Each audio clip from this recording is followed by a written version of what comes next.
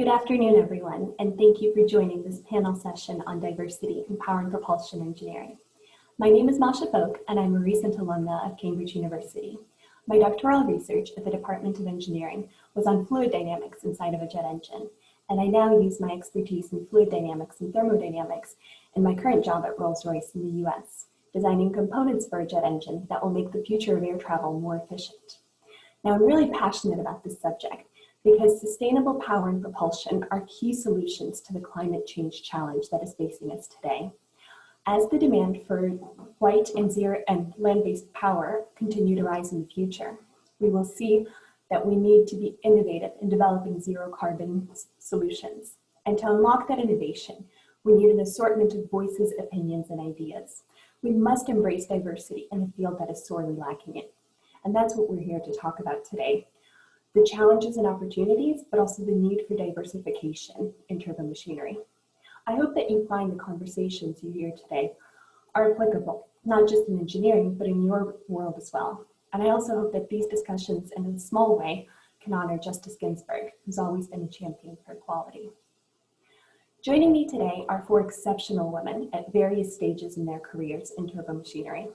Helen Brocklehurst, joining us from Derby, has had an illustrious career with over 30 years experience at Rolls-Royce, heading up the design of combustor and compressor components and computational fluid dynamics. Her research in emission pollutants earned her a fellowship at the National Aerospace Laboratories in Japan, and she has recently been elected as a fellow of the Institute of Mechanical Engineers.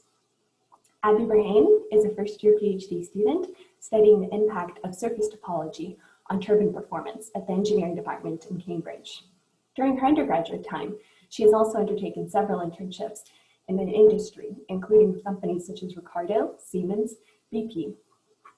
During her undergraduate time, Abby also started a society called Equality in Engineering to address the lack of diversity in the department. Abby now joins us from Cambridge. Bronwyn Power is the Associate Director of Fan and Compressor Aerodynamics at Pratt & Whitney. Her PhD research at the Whittle Laboratory was on flow control devices to enable advanced compressor designs, and she has spent 17 years in industry as a specialist in aerodynamics. She joins us now from Connecticut in the US. Last but not least, Judith Farman, joining us from Cambridge, has spent over 10 years in power and propulsion, specializing in controls. She transitioned from a career in industry to an academic one, and she now splits her time between aero engine research and tidal turbine development for the Department of Engineering in Cambridge. We're going to start off by discussing a few questions as a panel, and then we will have about 20 minutes to take questions from the audience. You can type your questions at any time in the Q&A box at the bottom of your screen. We're expecting far more questions than we can answer, but we will get through as many as we can today. This event is being recorded and will be uploaded after the event. Now, I'd like to begin with a general question for the panelists about the challenges that minorities face in engineering. Helen, could you describe your experience in making a career in a field that is largely male-dominated, and what specifically did you find challenging? Thank you, Masha. As you say, I've spent over 30 years working in the industry, and it's interesting that question because it makes me reflect back over my time in the industry and how things have changed. When I first joined as a young engineer many years ago, sexism was overt and accepted around the place. You could see that from the calendars that were on display around the dodgy calendars. And I even remember one of the interviews I had when I was leaving university being asked how I would deal with seeing those calendars. That's how accepted it was. Whilst my intake at Rolls-Royce, there were quite a few women joining as engineers. There were very few role models of female engineers carving out careers for us to aspire to be, particularly in managerial roles. And one story just to highlight really, I guess, how things were. I was a young engineer. I just moved to an office that was above the wing or floors where the directors had their offices. And after a few days going into the office, I was stopped by the guard at the door and he said, excuse me, just one moment. I like to keep my records up to date. Could you tell me whose secretary you are? He was mortified when I pointed out that I wasn't a secretary, and I'm sure he never made that mistake again. But I think the point to me of that story is that it highlights that in addition to the overt sexism that was commonplace and accepted, there was also an underlying theme of assumptions about the roles that women in the organisation would be taking. But now think fast forward 30 years and things have changed a lot. Calendars have gone, thank goodness, about time too, I think. There are many more women out there as role models. We have, within Rolls-Royce, we've had female chief engineers, female chief of functions, which is really great to see, and to see that there are more role models for the younger women joining to aspire to. Although still at the very senior levels, there's a bit of a lacking in terms of female representation. Flexible working is much more common these days. When I first started, for a woman who wanted a family, she had a stark choice. You either worked full-time or you gave up work. There was nothing in between. Things are much more flexible now within Rolls-Royce, and I suspect more generally as well. And this is being appreciated not only by women carving their careers, but also men. Men are wanting these more flexible options, particularly younger men coming through. I do just want to finish with one story that goes back 4 years ago. In addition to the day job, I was also a high performance culture facilitator, and high performance culture at Rolls-Royce is, I guess, a structured program for introducing or familiarising people with diversity, and not only about various different minorities, but diversity of thought and how people have different perspectives depending on their education, their background and everything. And this was something I was very passionate about. It's all obviously linked to diversity in general, which is why I was a facilitator. This particular instance, I was about to do a briefing pre-doing a training session, and at this briefing we'd take the managers who were there, we'd do the training with teams as a whole, and I'd do a briefing with the manager, explaining to them what they would see in the session and what I expected from them, the sort of behaviours that they would be modelling in the shadows they were casting. One of the managers who was there was somebody I wasn't familiar with, and I started my spiel off. I went off telling him my story and what I expected to happen. And after a few sentences, he stopped me and he said, just 1 moment, please. Can I just check who you are? Are you a secretary who's been asked to do this? I highlight this as it sort of bookends either end of my career, being asked the same question twice and saying, okay, yes, things have improved a lot in those 30 years, but we still have a long way to go, and there's still challenges out there for all minorities within engineering.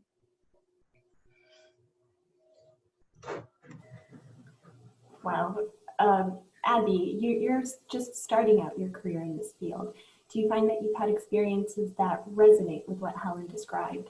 And do you think the younger generation is more accepting of diversity? Yeah, I mean, I would definitely say that the sort of sexism and racism that's about now in engineering, in both industry and in academia, is a lot more covert. It's less overt, and it's a lot more subtle, and often comes in the forms of microaggressions. So I've actually been in 2 different environments, I would say, in engineering. The first being internships, so actually being in industry, and the second being in academia during my undergraduate and postgraduate studies. In both, I would say I've experienced some form of discrimination based on my race and my sex. And I would, I can give some examples. So I was doing an internship once, and it was, I was sort of waiting in the lobby waiting room to be taken by my line manager. And during that time, it was just me, 2 other women who were starting their roles in HR, and a couple of other men in the waiting room. And my line manager walked down, he looked at me and looked at everyone else and said, Abigail Berhane. But as he said Abigail Berhane, he looked at these 2 white women and just completely disregarded that I could be Abigail Berhane. So he had his back completely turned to me and just assumed that it was going to be one of them. And I felt that this, in a way, was like a sort of unbiased discrimination, and he probably thought that, you don't really get black female engineers. So I would say, that was, a bit disheartening and did make me feel a bit weird, but it's quite hard to address something like that. I would say that in academia, it's been particularly hard sometimes to do group work. And I think it's kind of hard to get your point across, or if you have an idea, it's quite hard for people to take that on board. And I feel like sometimes you have to list, as a woman, you have to list your experience, to basically validate your ideas and thoughts for them to be taken on board. So for instance, there's been times where I've been, in doing group work and I've volunteered to do something, but there's also been another guy volunteering to do the same thing. The guys on the team, because it was majority male, I would probably be the only female, would go straight to the guy first, the other male first. And sometimes, even if you feel like they're not necessarily doing it the way you would, it's quite difficult then, because you sort of don't want to come across as like the bossy female, and you don't want to like adhere to these stereotypes. But I feel like in order to be respected in those environments, you often have to prove yourself first. So you have to either show that you can actually do it, instead of them just believing that you can, because at the end of the day, you're all in the same place. So I think, you would be as equally qualified. So yeah, I would say there are some things that overlap with what Helen said. And, there have been the odd outrageous comments here and there, but it is mainly sort of an unbiased, unconscious bias, that does happen mainly. Judith, you've also worked a lot in industry and academia. Can you talk about some practical challenges that you've faced in those roles as well? So I've worked in a number of different industrial locations and 3 academic institutions, undergraduate, postgraduate, and as a researcher. And as a general rule, I found there's only minimal differences between the 2 environments. Though in academia, I found that issues have been a little less prevalent, and in general, I'm less frequently the only woman in the room. And so having a larger support network has certainly enabled me to both address and cope with any challenges that did come my way. But it hasn't actually changed the types of issues that I've had to address. Day to day, I don't usually notice any issues. Most of the issues are normalized. There have been a few more serious issues that have required this support from either managers or HR to address, but most of the more damaging impacts, I feel, have not been those one-off occurrences. It's more the daily knocks that you're meant to laugh off and live with. They have a slow and degrading impact on your confidence if you let them. To give an example, I once made a minor mistake on a drawing, and I identified the issue and went to the technician to inform him of it before the machine was finished being manufactured. And the individual was wondered, well, that's why women shouldn't be engineers. And I wish I could say that he was joking. My first ever experience in an engineering environment was when I was only 16 years old, and the common area included wall-to-wall images of page 3 girls. And I was work shadowing a woman, which was fantastic, but she basically informed me that she had to pretend she was one of the lads, and she said to me, you get used to the pictures after a while.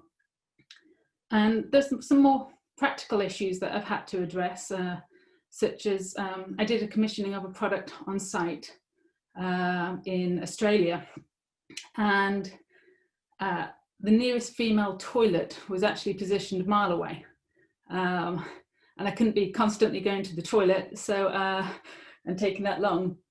So the men were very accommodating and actually gave me the first cubicle in the men's, and they first swept it to make sure there were no black widow spiders in there, which was kind of them. But it is these small things that make it a little bit more challenging, the day-to-day issues. And also, I've also had the issues when I've come across a document that for whatever reason has all the male authors first and then the female authors set at the end.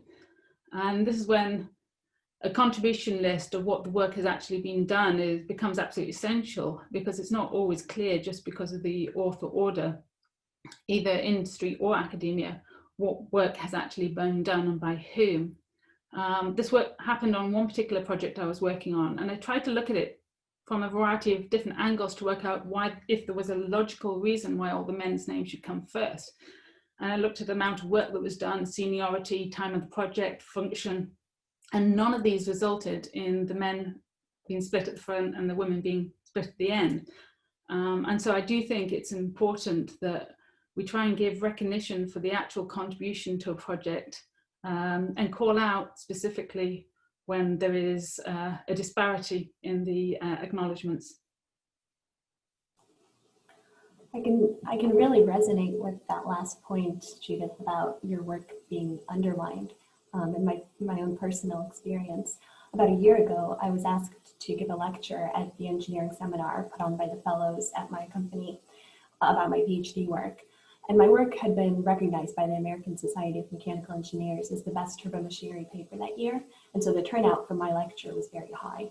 Now, I was the first of 3 speakers, and after I finished, a lot of the audience who came for my talk left.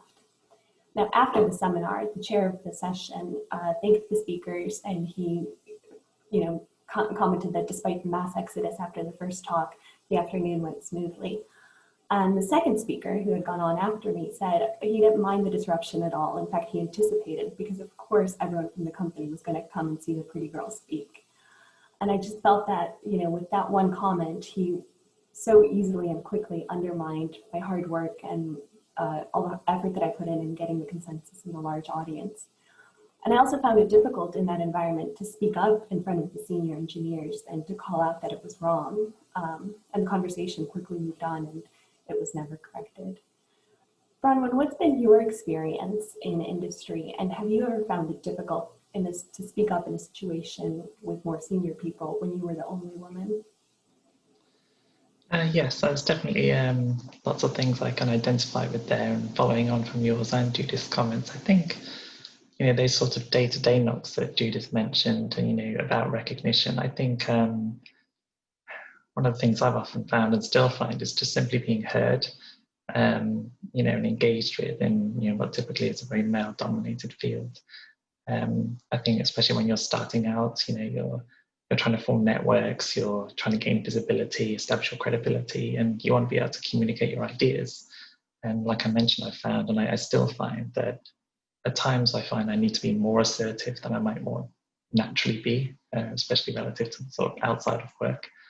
And I've kind of felt compelled to do this at times based on, being talked over, or just a more general impression, if I'm quite blunt, about, a kind of sense of entitlement, or like a bit of an absent-minded disregard when engaging with, the opinions or like ideas I'm trying to communicate. And so, at times, out of frustration, I think, I started to, adopt this more assertive persona. And it got to the point actually where it was even starting to be noted on my performance evaluations. So one comment read one time, and this is probably not too long ago, about 3 years ago, Bronwyn can be very blunt. She collaborates well. And it was actually true at the time. But, despite this, like I mentioned, this sort of person I was adopting, it is quite different from my natural self. But then contrasted with that, I do have a strong belief in my own point of view. So if I have to, I will impose myself. And I think that women and actually some men, that don't kind of fit a more typical, stereotypical, domineering, perhaps, or a sort of, stereotype, may feel pressured into adopting this just to be heard. But there's a cost to that. It makes work feel like an uphill battle. It's wearing, and I think long term it's not good for people to not be their authentic selves at work. I think in more general terms, my experience as a minority, I would say it's been largely dependent on the prevailing culture of like a particular site or group. I'd say one of the most difficult experiences was I found myself at a site for a short while where I was actually the only woman in my field in machinery aerodynamics, pretty much. And I was also a senior subject matter expert on site too. And I sort of got the impression that because of that, the site itself developed quite an aggressive work culture. A lot of the interactions were quite confrontational. And then for my part, this lack of representation of women, I think coupled with these, confrontational interactions, it starts to actually give me a misplaced sense of like imposter syndrome in a way, because you don't feel like you're fitting into the general background, if you will, of where you're working. So I think that can be an issue. Probably the most balanced cultural experience that kind of led to less issues, I think, it sort of follows on from what Helen mentioned. It was sites where there was a more kind of wholesale adoption of high performance culture principles. And that coupled with, a drive for more diversity, I think definitely made for, better balanced interactions and conversations. People were more engaged, and just overall less biased communication, just because people are more aware of their kind of filters and what they put to offers, I think. Now, if I come back to today, my current group, high pressure compressor group at Pratt & Whitney, I have to say I'm lucky because women are either at parity or in the majority in terms of like technical leadership roles. And overall, I think this makes a much more collaborative dynamic, which I'm certainly appreciating. Thanks, Bronwyn. I wanted to go back to something that Helen brought up in her first example, and that's the subtle unconscious bias. So it's easy to call out the overt things, but there's still a lot of subtle and unconscious bias. And so I wanted to ask and follow on with you, Helen, what are some other examples of unconscious bias that you've seen, and what are some ways what's the best way to handle these unconscious things that don't get really overtly spoken? Unconscious bias is very definitely a big thing that we need to challenge going forwards. I think building on the two stories I had of assumption in particular circumstances that I was a secretary, even in teams where people are fully aware of my role and my managerial role there, I have been asked to take minutes. And in a diversity conference in the company last year, it became apparent this was quite a common experience for many of the women there. Is that the end of the world? Probably not, but it's sort of a little bit of a death by 1,000 cuts. If you keep being asked to do these hygiene roles, you have less time to have the glamour roles, take on the glamour roles, which are, as Bronwyn said, getting yourself noticed and networking is really important for doing that. And linking to that, I had some feedback from one point about how I should progress with my career. And the feedback was I needed to go out and find myself a project to get myself noticed. The fact that I was doing my day job extremely well, I was managing my team, I was coaching my team, I was bringing them on, doing all of the things that my job entailed and doing it extremely well. I get feedback from the team telling me that wasn't deemed sufficient and wasn't deemed important enough to merit progression to the next level.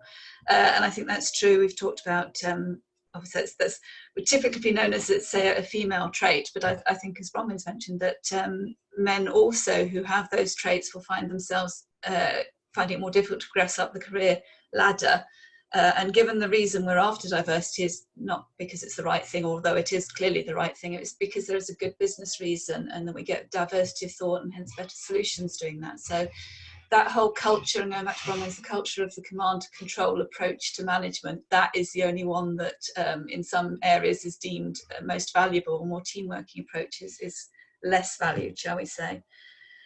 The other example I've had is after one job interview that I didn't get, the feedback I got, or it was a collection of feedback, the particular one that stuck with me was, if you're that good, why are you only this grade at this stage in your career?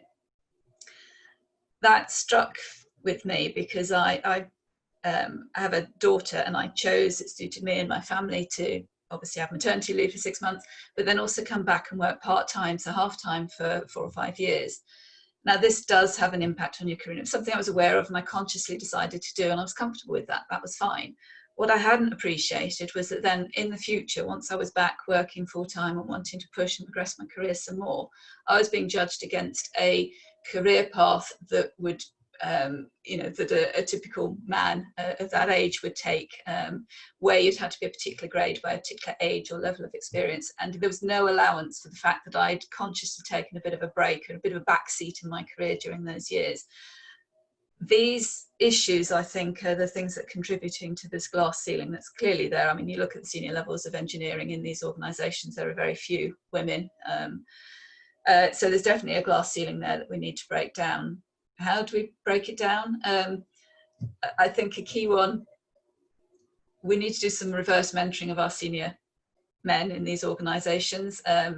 It's a natural human response to want to recruit in your own image. That's how you've got to where you are. That must be the way to progress. It's not men particularly, but all humans behave that way. But I think if they're more familiar with the challenges that women face and different perspectives that women and other ways of thinking, and what that brings to the organisation, that will help to challenge their mindsets and how they recruit to fill those roles. Yeah, I guess I'd like to follow on from what Helen said there. These sort of unconscious biases and these death by 1,000 cuts. I really sort of resonate with that statement. One thing I've experienced a lot, in my career so far, and that's sort of an assumption of my competence based on what I'm assuming might be my appearance, or being softly spoken, or not looking like what might be typical in the equivalent role, like if I was a male doing that position. And then the consequence of that is it leading to this common scenario of mansplaining. And, I have to say, for my part, I find it very exasperating when that happens, and it can happen at high frequency, not just inside of work, but outside of work too.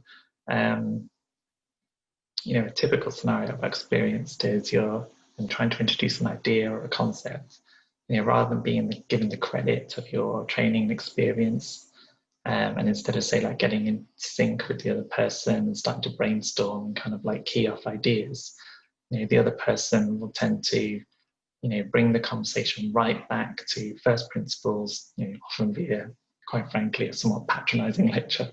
And unfortunately for my part, I think the most toxic thing about this is that it really creates a barrier to, a sense of flow and collaboration in interpersonal or team settings.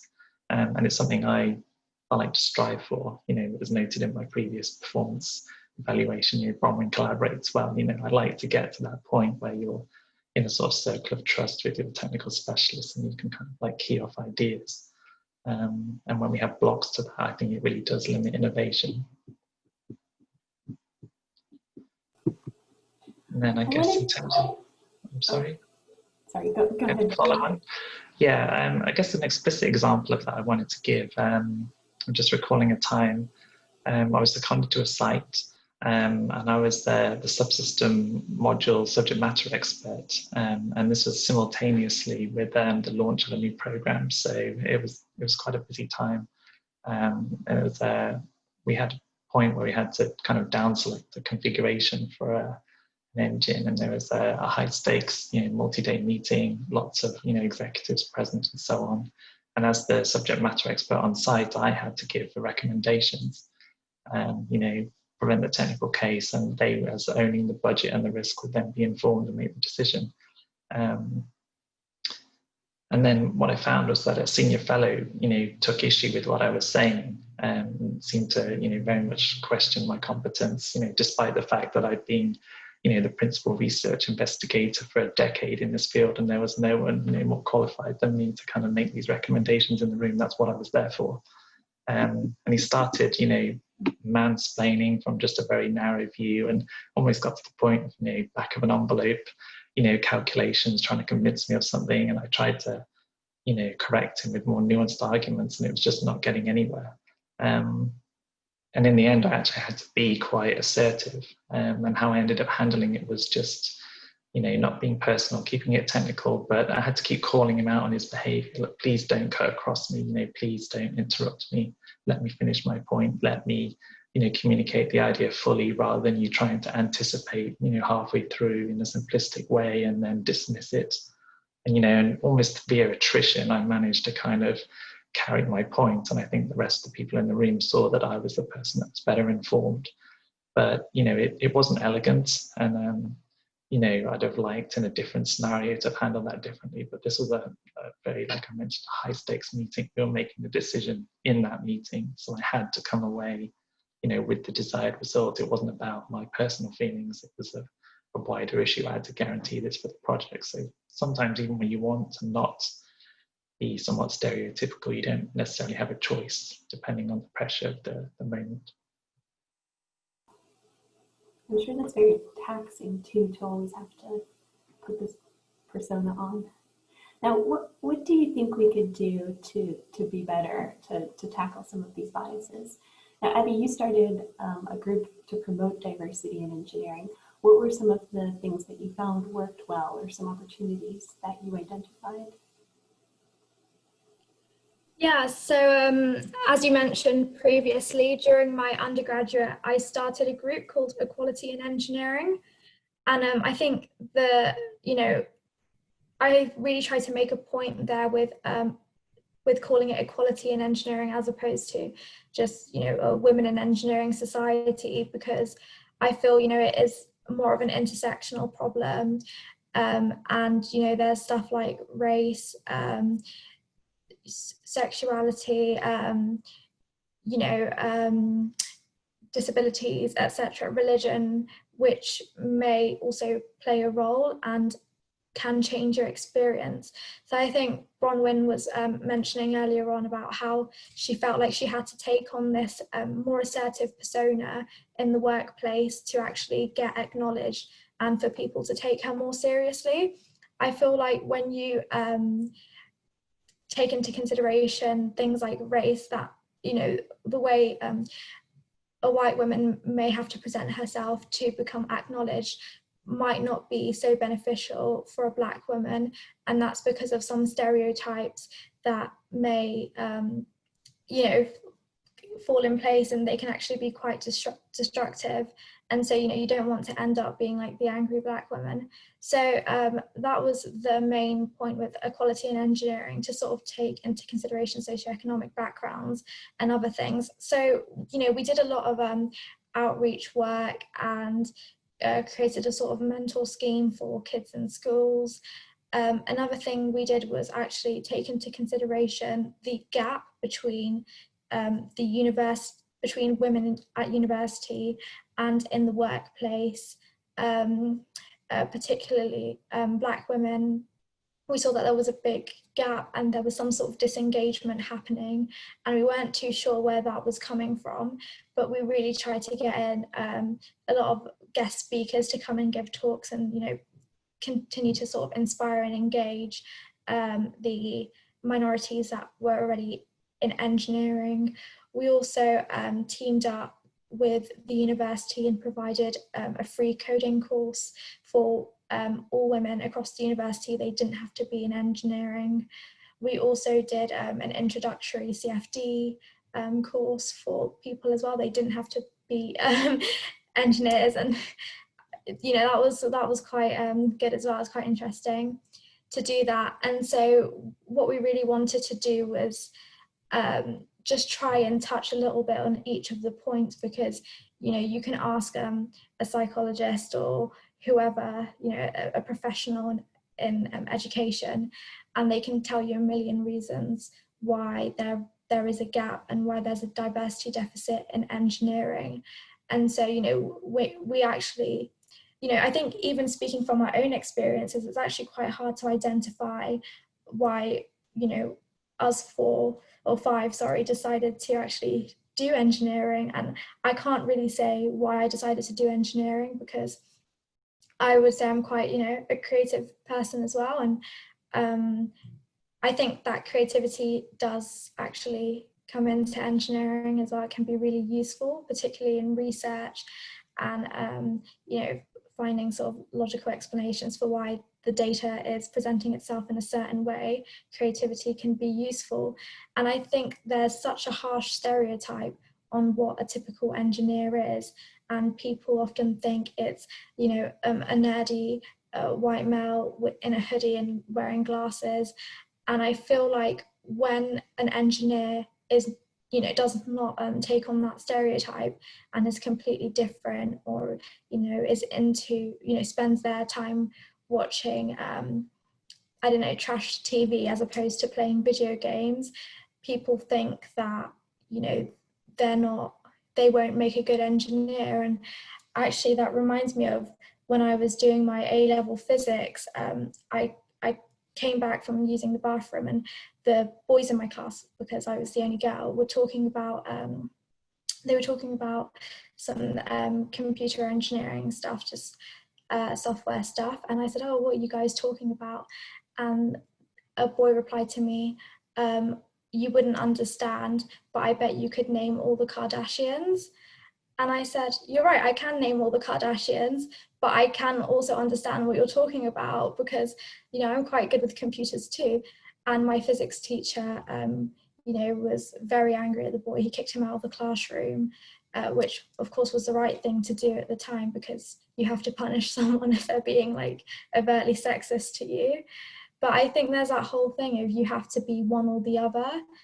And I think that's actually also very, very, like, you know, bad, because it's getting rid of that creativity that we need in engineering, and that diversity of thought that's going to be really important to tackling the zero carbon issue.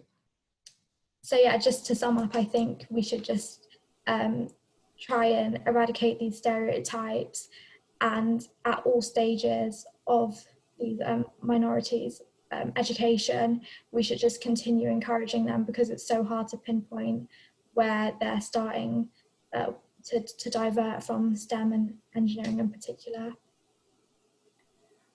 Judith, how do you think we approach breaking down some of these stereotypes, and what do you think Cambridge is doing for its part in encouraging diversity in engineering? So firstly, I think it's very important to start breaking the perception down at a very, very young age. I even see some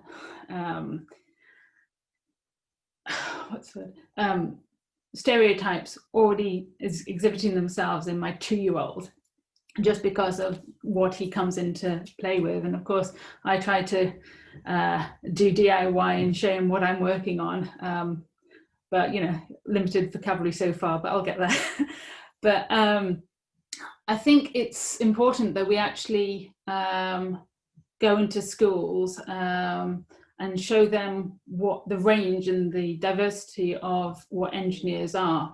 And this starts initially in primary schools with STEM ambassadors. But also things like the Cambridge Science Festival, which has for a number of years included a tour of the Whittle Laboratory. And it enables children to visit and actually see real engineers in their native environment, and see what an eclectic mix we are.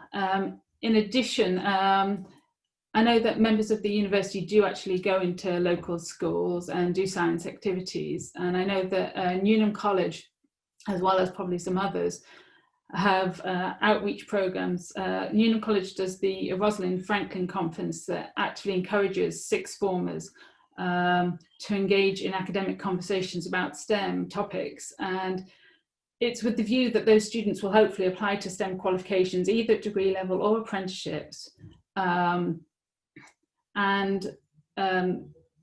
The inaugural Women in Aerospace dinner was held at the University of Cambridge, and it's now in its 4th year. And it's been an opportunity for networking between women already in the field, but it's also used to encourage PhD candidates from around the country to enter the CDT program in Power and Propulsion. And key speakers have included the likes of Dame Anne Dowling and Baroness Brown of Cambridge. And this all helps in the development of the pipeline of future engineers. But more needs to be done to increase the visibility of women within their institutions, within work and academia.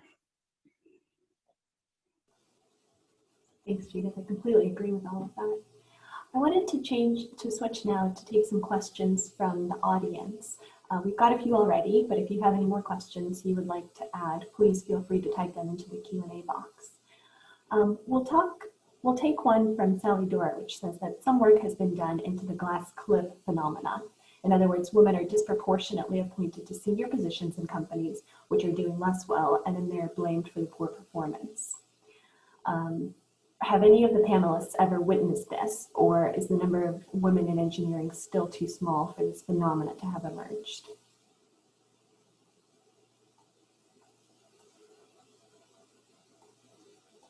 I guess I'll pick on Helen.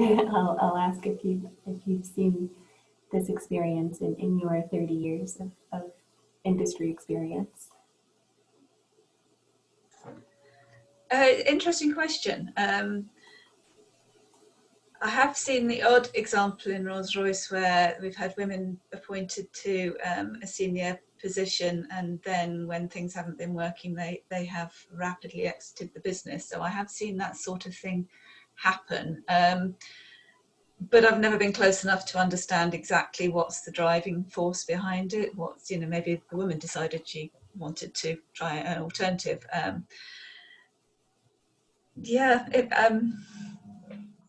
My experience more is there's a bit more of a glass ceiling in terms of very few women make it to those levels to actually have that experience, I would say.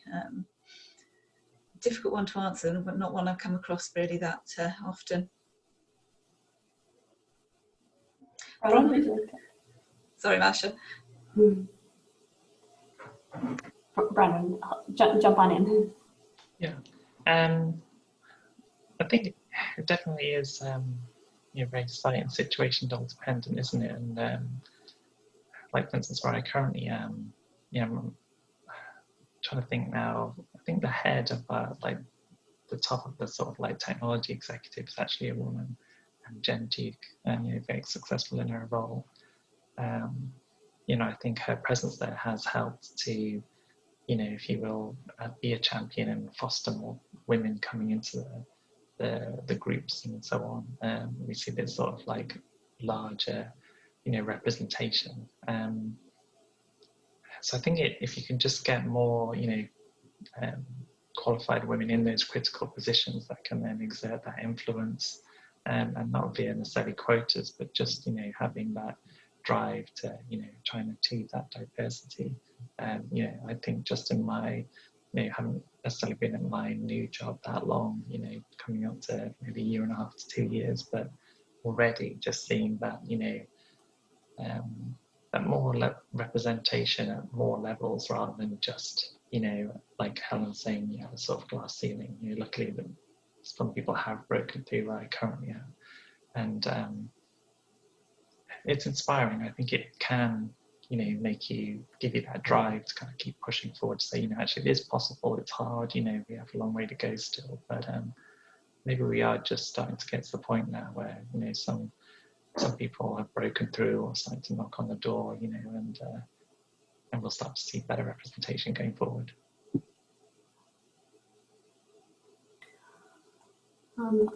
Another comment is that we've highlighted a lot of negatives, and that's true. We've highlighted a lot of challenges, but this question asks specifically about some positives in our experience and in our careers in order to inspire other people to go into engineers. So what has worked well for you? Abby, do you want to start us off? Yeah, so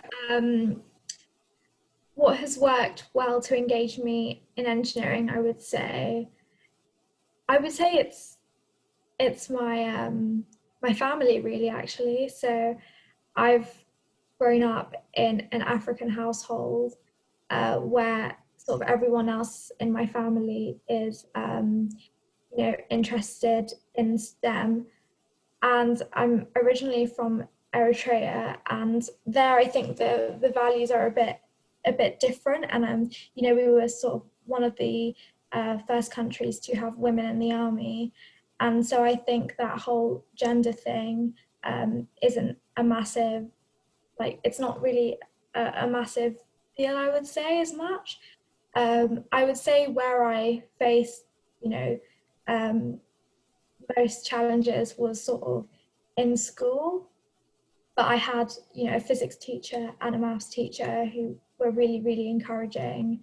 And so I was lucky on that behalf. And after my first internship at Arup, there was someone there who ended up mentoring me really well and has kind of supported me basically throughout, you know, my academics, and, you know, just always checking up on me. And I would say that I've been lucky in that regard to be surrounded by so many supportive people. But I would say for me, you know, I've always wanted to go into STEM, but I've also been quite creative. So I was, you know, struck between being an architect or an engineer, and I just decided to go for engineering. So yeah. Judith, did you want to jump in as well?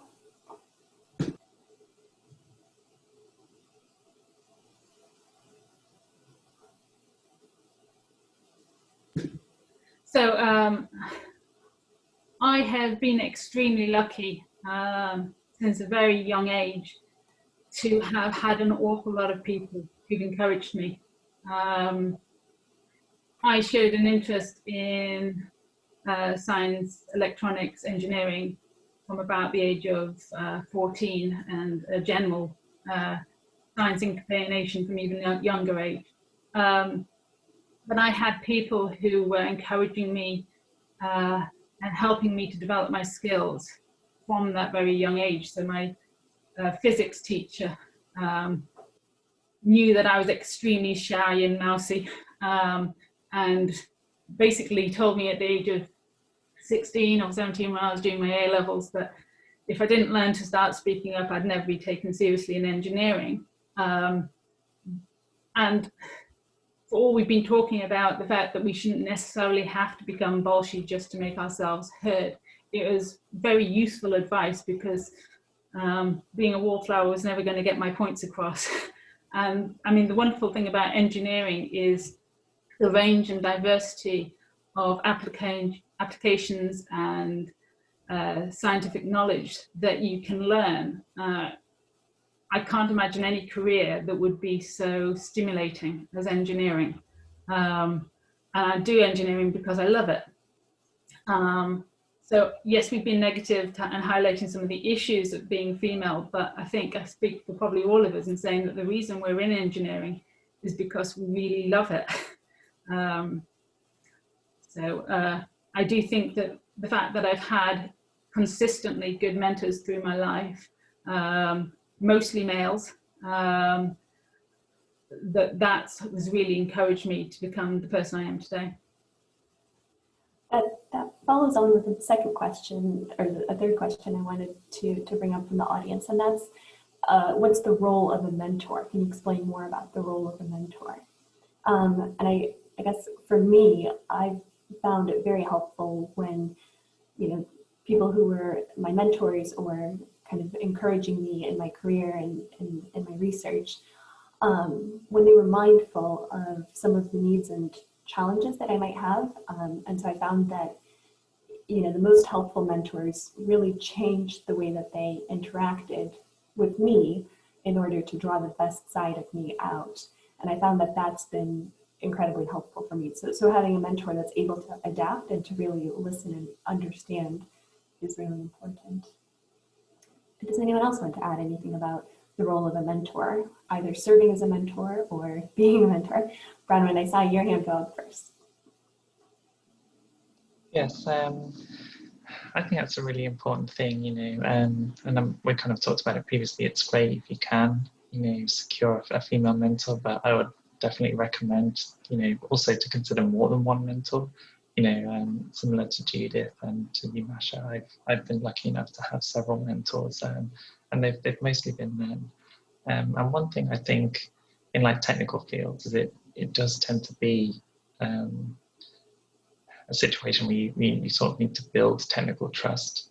And, you know, apart from sort of reverse mentoring of, you know, how, you know, your mentors interact with you, which is all really critically important, at the same time, them getting to know you very personally and being able to, you know, trust your, you know, technical content, if you will, they tend to socialize that around other people. So it means that you don't then have to impose yourself so much on other people, because they're sort of ambassadors for you, not just in sort of championing you, you know, in terms of like, oh, let's not be discriminating, but just simply, you know, that circle of trust that you tend to build. And I think that is one sort of like way of circumventing some of these issues about having to be confrontational, you know, that you, I would suggest that that's a real strength you can build for yourself. Have more than one mentor. Try to, you know, build trust with them so that they kind of like build a rapport with you, so that they can appreciate your ideas. And then I think you'll find that that trust that you build between you will actually percolate out to other people, and mean that you have to, you know, do less sort of imposing of yourself to be heard, I think. Helen, did you want to weigh on with that? Yeah, I mean, I concur with everything both you, Masha, and Bronwyn have said. I think my experience with mentors, with my own particular personality, I found mentors very good at getting me to recognise, as Judith has said, when I should go for jobs when perhaps I might not have applied for them because I didn't tick all the boxes. I maybe ticked, you know, 70, 80% of them, but I didn't tick all of them, so I might not have applied for it. But I've had people actually suggest to me, you should apply for that, you'd be really good at it.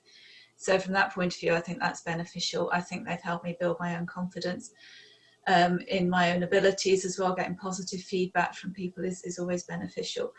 And I think, touching on Bronwyn's comment about networking, it's still very important to be known within the industry. A lot of the jobs are done, you know, particularly special projects of that are done through who you know, because they're not formally advertised roles even within an organisation. The sort of thing, they'll bring a group of people together to do a special project, and it'll be based on who they know and who somebody has told them is good in that particular role. So I think, you know, reinforcing everything Bronwyn said about have more than one mentor, have as diverse a collection of mentors, or maybe, you know, they evolve with time as your needs change in your career, is definitely a positive thing to do. Having a female mentor as a woman is useful in terms of having somebody who can really relate to the issues you face day to day and maybe come out with some suggestions on how you could tackle it. But I think we do need to ensure that women don't only have women mentors, they also have male mentors too. There's a lot of comments in the Q&A box about people resonating with a lot of what you've all talked about today. I'd like to read out one specific comment: not being taken seriously because of my age, race, and sex. I'm a Black woman in particular. I have experienced openly racist comments, often by more senior managers, which has usually led me to quietly seek different positions or roles. Question: how do you think, in particular, Black female engineers and their careers should handle such situations? Abby? I would say, you know, that's quite a tough one. I'm sorry that you've had to experience that. I would say in the past, that may have been something really hard and awkward to bring up, especially with race. A lot of people get sensitive and don't like being called racist. But I think now with the whole Black Lives Matter movement that's happened in the past few months, and a lot of people who may not have previously been exposed to that movement are now exposed to it and are now probably a lot more aware of the different forms of racism and struggles that Black people face in the US and the UK and across the entire world. So I think that it is really important to start having those discussions in the workplace, even if no one said anything racist, but just make people aware about it, and you know, maybe try and get some people together and organize an event or a talk or a discussion about how you can actively get more Black people into the workplace. And I think just having that dialogue open about it can actually make people more aware about their comments and like the way that they're treating you, or, you know, if they say something about your hair changing or whatever it is, you know, that it's not really appropriate for the workplace. So I would say, you know, not to feel too intimidated and to maybe talk to HR about it, or actually, talk to the person if they are saying something that's racist, because that's not really acceptable. And yeah, I think, does anyone, Helen? I think Helen has something to say. Yeah, just to reinforce everything Abigail's been saying, I think I can't speak to the racism issue, but sexism specifically. My experience, most of the men I've worked with are not misogynists. They don't hate women. They do want to promote women, but they have these unconscious biases within them. And very often, if you take the time to go and have a quiet word with them, if that's possible, as soon as possible after an incident where they've said something you felt is inappropriate or has some sort of assumptions built into it, they will take it on board. I have direct experience of having had quiet words with people, and they will take it on board and not only not do it again themselves, but pull other people up on it when they do it too. So I think we do need to call it out. It can sometimes be difficult in the heat of a meeting because you're trying to do things out, but try not to let it go, and try and go and challenge whoever it is, because in my experience that they will take it on board. Bronwyn? Yeah, I guess I wanted to follow on somewhat from what you and Abigail have said, and I think, having sort of personal strategy and so on is, really important, or, employee engagement groups and so on.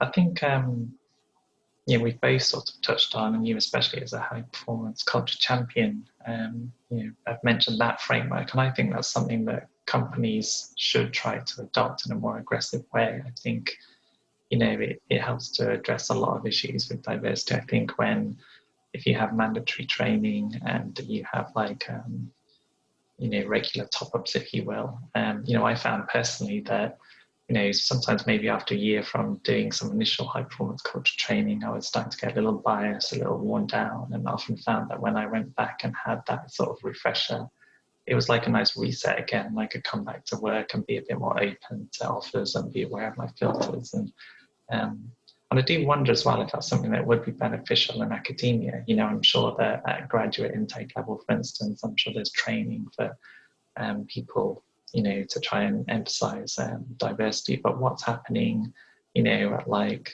doctoral or postdoc levels? Is it people that sort of interview and they might resonate with someone that's, we've talked about before, like them? If we're trying to get the pipeline such that people come through, to provide these candidates and people that are highly qualified, are there just these very strategic barriers due to a sort of a lack of personal awareness, like you say, not intentional, but because of not having this, wider framework where you have these sorts of issues pointed out to you, and you get to examine yourself somewhat. That's something I think that, companies, for instance, that do standardize that more, I think tend to have, better retention rates and better overall, less hostile communication. And I do wonder if it's something that actually should be considered across academia too, especially because we really rely on our pipeline, for the best candidates to come from the university.